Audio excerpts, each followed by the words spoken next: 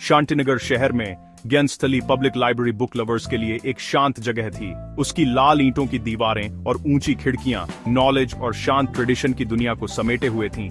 यहाँ चुप्पी बहुत इंपॉर्टेंट थी, जो केवल पेजेस की हल्की सरसराहट या पुरानी घड़ी की टिक टिक से टूटती थी। मिस्टर अशोक वर्मा, जो एक स्ट्रिक्ट हेड लाइब्रेरियन थे, इस जगह पर शांत तरीके से राज करते थे। रेगुलर्स में रोहन भी था, एक ब्राइट यूनिवर्सिटी स्टूडेंट जो अपनी क्यूरियोसिटी और किताबों से घिरे एक कोने में घंटों बिताने के लिए जाना जाता था। एक थर्सडे को लाइब्रेरी अपनी नॉर्मल शांति में थी। दोपहर की धूप अंदर आ रही थी, जिससे पॉलिश किए हुए फ्लोर पर लंबी शैडो बन रही थी।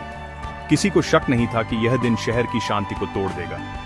रेगुलर्स पढ़ रहे थे, घड़ी टिक टिक कर रही थी और शांति और गहरी हो गई थी। लेकिन अंदर ही अंदर शेल्व्स के बीच सीक्रेट्स इंतजार कर रहे थे। एक ऐसी ट्रेजेडी के लिए स्टेज तैयार था जो शांतिनगर के दिल को चीर देगी। किसी ने नहीं सोचा था कि क्या होने वाला है। ज्ञान स्थली की शांति हमेशा के लिए टूटने वाली थी। 3 बजने के बाद रोहन अपनी नॉर्मल टेबल पर बैठा था, एक मोटी लेदर बाउंड बुक में खोया हुआ था। अचानक वह हाँफने लगा, अपनी छाती पकड़ी, उसका चेहरा दर्द से कराह रहा था। वह अपने पैरों पर लड़खड़ाया, अपनी चेयर को एक धमाके के साथ गिरा दिया जो पूरे हॉल में गूंज गया। जैसे ही वह फ्लोर पर गिरा, सबकी आंखें उस पर थीं। पैनिक फैल गया, किसी ने चीखना शुरू कर दिया। मिस्टर वर्मा दौड़कर आए और एक एम्बुलेंस को बुलाया गया। पैरामेडिक्स जल्दी पहुंचे, लेकिन बहुत देर हो चुकी थी। रोहन चला गया था। पहला फैसला, एक बड़ा हार्ट अटैक। शहर ने एक होनहार यंग माइंड के खोने का शोक मनाया। लाइब्रेरी, जो कभी एक हेवन थी, अब शॉक और सैडनेस का सीन बन गई थी। पुलिस ने एरिया को घेर लिया और रोहन के पेरेंट्स दुखी थे। सबने इस ट्रेजेडी को किस्मत मान लिया, लेकिन अंदर ही अंदर कुछ ठीक नहीं लग रहा था। यह एंड नहीं था, बल्कि एक गहरे मिस्ट्री की शुरुआत थी। ज्ञानस्थली की शांति में अब एक जानलेवा सीक्रेट था। हालांकि केस को नेचुरल डेथ मानकर बंद कर दिया गया था, पर डाउट बने हुए थे। सुपरिंटेंडेंट ने इंस्पेक्टर रितेश सिंह को, जो अपनी तेज इंस्टिंक्ट्स के लिए जाने जाते थे, फाइल रिव्यू करने के लिए असाइन किया। रितेश लाइब्रेरी पहुंचे, जो अब सील और उदास थी। वह मिस्टर वर्मा से मिले और उनकी बात सुनी और साथ ही रीडिंग हॉल को स्कैन करते रहे। रितेश ने उस जगह की जांच की जहां रोहन गिरा था, पलटी हुई कुर्सी और पुरानी केमिस्ट्री बुक जो रोहन पढ़ रहा था। उन्हें रोहन के रूटीन और बुक के स्पेशल स्टेटस के बारे में पता चला, जो केवल हेड लाइब्रेरियन की परमिशन से मिल सकती थी।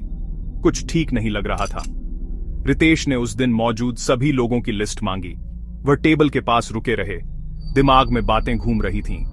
एक हेल्दी यंग मैन, एक अचानक हार्ट अटैक और सेंटर में एक पुरानी बुक। चीजें मैच नहीं कर रही थीं।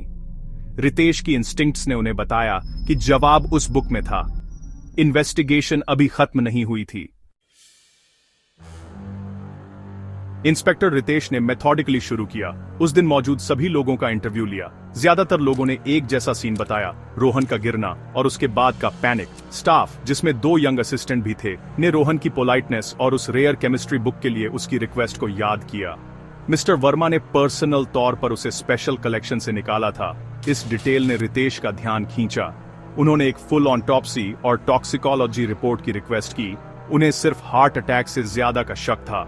सीन पर वापस आकर रितेश ने टेबल पर एक हल्का सा धब्बा देखा और रोहन की आदत याद आई कि वह पेजेस पलटने के लिए अपनी उंगली चाटता था। उन्होंने धब्बे और बुक से सैंपल्स कलेक्ट किए और उन्हें फॉरेंसिक लैब भेज दिया। यह एक लंबा शॉट था, लेकिन रितेश को अपने गट पर भरोसा था। एविडेंस को छिपी हुई जानलेवा चीज की ओर इशारा कर रहा था। इन्वेस्टिगेशन एक्सीडेंट से पॉसिबल फाउल प्ले की ओर शिफ्ट हो गई। लाइब्रेरी की शांति में अब सस्पिशन गूंज रहा था। रितेश लैब के रिजल्ट्स का इंतजार कर रहे थे, ये जानते हुए कि सच करीब था। कुछ दिनों बाद फॉरेंसिक लैब से टॉक्सिकोलॉजी रिपोर्ट आई। रोहन के बॉडी में कोई जात जहर नहीं मिला, लेकिन बुक और टेबल के सैंपल्स में एक रेयर प्लांट एल्कलॉइड, एक पावरफुल, लगभग अनडिटेक्टेबल कार्डियोटॉक्सिन मिला। यह जहर एक रेयर अमेजिनियन प्लांट से अगर खाया या अब्सॉर्ब किया जाए तो एक जानलेवा हार्ट अटैक का कारण बन सकता था। पेजेस पलटने के लिए रोहन की उंगली चाटने की आदत ने उसकी किस्मत सील कर दी थी। डोज तब तक जमा होती रही जब तक वह जानलेवा नहीं हो गई। ये कोई एक्सीडेंट नहीं था, ये एक ध्यान से प्लान किया गया मर्डर था। किलर रोहन की आदतों को जानता था, उसके पास रेयर टॉक्सिन तक पहुंच थी और खुद बुक तक भी। सस्पेक्ट्स की लिस्ट उन लोगों तक सीमित हो गई जिन्हें लाइब्रेरी और उसके पैट्रन्स की गहरी जानकारी थी। इन्वेस्टिगेशन अब एक चालाक मर्डरर की तलाश थी। लाइब्रेरी को प्राइमरी क्राइम सीन के तौर पर सील कर दिया गया। कौन रोहन को मारना चाहता था और उन्होंने इतना रेयर जहर कैसे हासिल किया?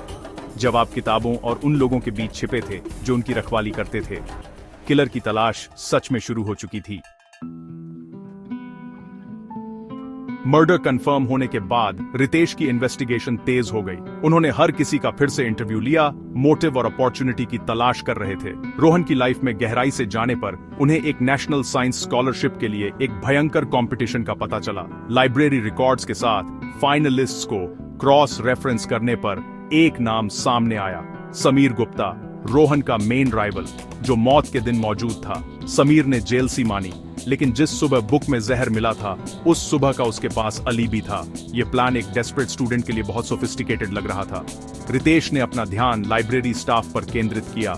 एक जूनियर असिस्टेंट प्रिया को याद आया कि उसने घटना से कुछ दिन पहले मिस्टर वर्मा को समीर के साथ एक तनावपूर्ण बातचीत में देखा था। यह कनेक्शन व ब्रेक था जिसकी रितेश को जरूरत थी। सीक्रेट लाइब्रेरी की दीवारों के अंदर छिपा था। इन्वेस्टिगेशन अब उन लोगों की ओर इशारा कर रही थी जिनके पास मोटिव और एक्सेस दोनों थे। किताबों के ढेर की चुप्पी में सिर्फ किताबें ही नहीं, और भी बहुत कुछ छिपा था। रितेश सच के करीब पहुंच रहे थे। समीर और मिस्टर वर्मा के बीच का लिंक ब्रेक थ्रू था। रितेश ने वर्मा के पास्ट की जांच की और पाया कि उनके पास बॉटनी और केमिस्ट्री में एडवांस डिग्री थी, जिसमें प्लांट टॉक्सिन्स पर पब्लिश्ड रिसर्च भी शामिल थी। वर्मा के पास जहर और बुक दोनों तक नॉलेज और एक्सेस थी। आगे की जांच से पता चला कि समीर वर्मा का भतीजा था। फैमिली प्राइड और समीर की स्ट्रगल्स को लेकर फ्रस्ट्रेशन ने वर्मा की रोहन के प्रति नाराजगी को बढ़ावा दिया। मोटिव क्लियर था, एक टेढ़ी लॉयल्टी और लाइफ टाइम की निराशा। रितेश ने वर्मा का सामना किया, अपनी एक्सपर्टाइज और समीर से कनेक्शन का एविडेंस दिया। लाइब्रेरियन का कंपोजर लड़खड़ा गया, नॉलेज के स्ट्रिक्ट गार्डियन का मास्क टूटने लगा। सच सामने आने वाला था। किताबों के शांत किंगडम में एक जानलेवा सीक्रेट छिपा था। रितेश फाइनल कन्फ्रंटेशन के लिए तैयार थे। जस्टिस पहुंच के अंदर था। एविडेंस के सामने मिस्टर वर्मा का संकल्प टूट गया। रितेश ने काल्मली फैक्ट्स बताए, रेयर जहर, भतीजे की रिवलरी और वर्मा की एक्सपर्टीज।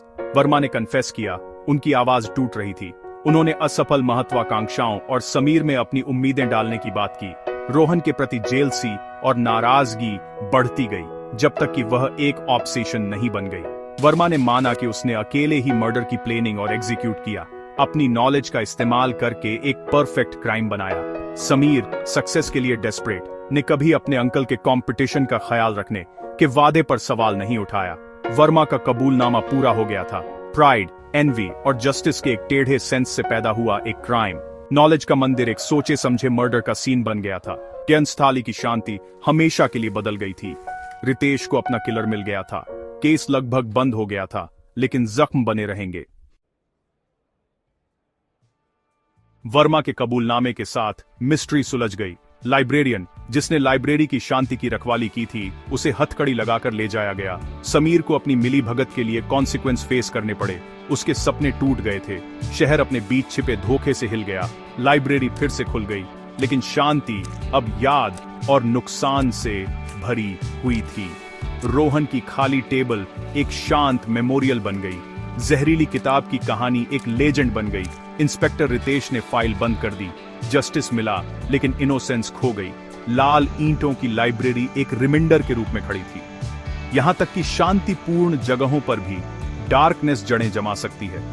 सीक्रेट सबके सामने छिपे हो सकते हैं, एक तेज नजर का इंतजार करते हुए उन्हें उजागर करने के लिए।